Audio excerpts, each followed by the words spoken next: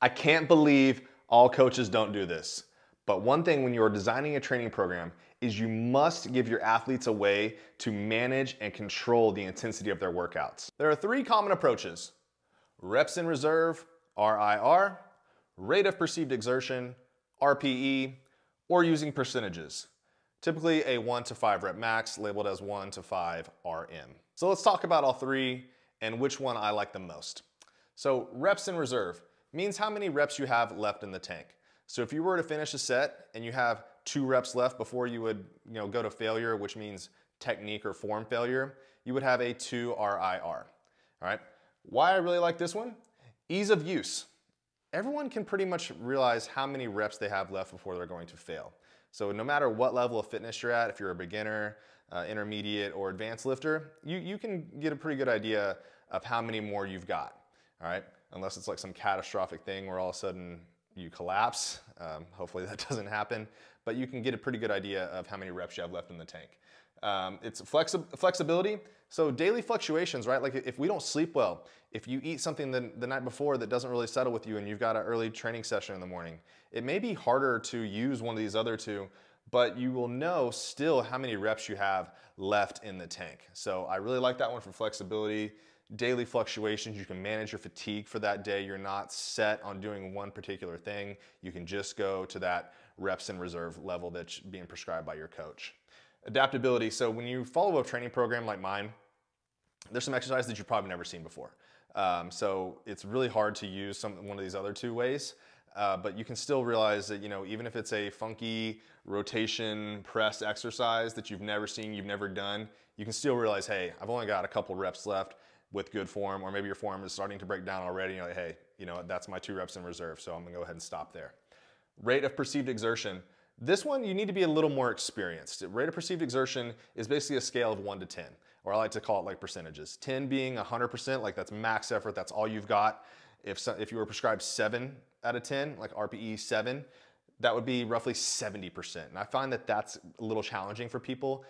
If you aren't experienced, if you don't know how your body feels, if you've never done a particular style of training, that's gonna be tough to realize if you are at 70, 80, 90. You can probably figure out if you're at 100% because that's giving everything you've got. But again, if you're trying to manage fatigue and not just be completely destroyed at the end of your workout, or if you have more of the workout left, right? If it's the first exercise of the day and you give it a 10 out of 10, if it's a back squat, for example, you'll be pretty smoked.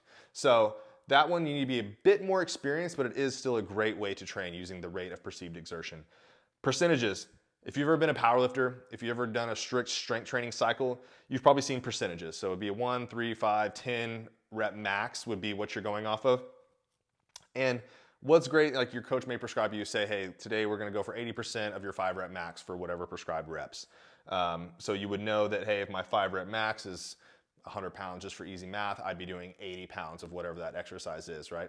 So that's pretty easy. But the downside is that if you've never done that exercise, if you are new, you have no idea what your maxes are. You can use a calculator, but you still need to know exactly how much you can lift. And if you've never gone to failure, this one's a little tricky to use. Yeah, and so knowing your numbers is key. And I just find that a lot of people don't. So maybe you could tell by the way I was talking about these, I was trying to be quick and just to the point. But my favorite is using reps in reserve. And if you follow Lift Heavy Swing Fast, my program, this is what you'll see more often than not. I have used these other two. I haven't really used a lot of percentages because we haven't done a true strength cycle in Lift Heavy Swing Fast, even though it is called Lift Heavy. I've stuck with using either RPE or, most commonly, reps in reserve.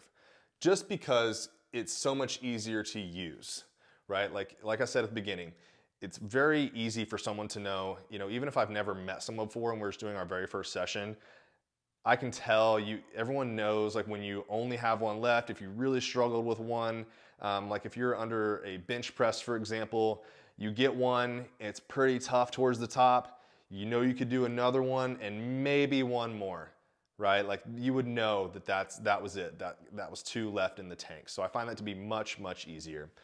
So you will always see this in my programs.